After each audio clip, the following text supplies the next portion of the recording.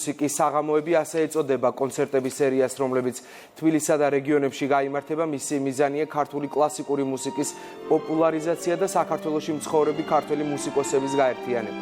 პირველი კონცერტი 15 მაისს 19 საათზე თბილისში ვანო სარაჯიშვილის სახელობის სახელმწიფო კონსერვატორიაში ჩატარდება.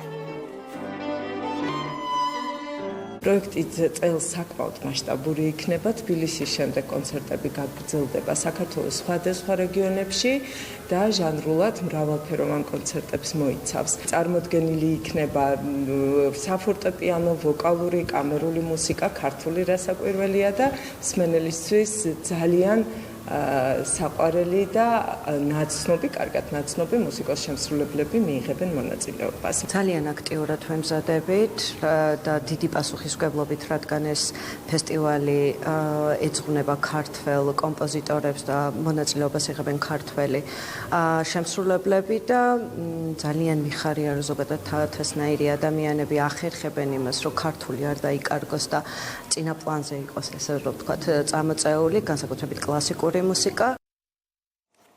ხვალ ქუთაისის არენაზე დიდი ათის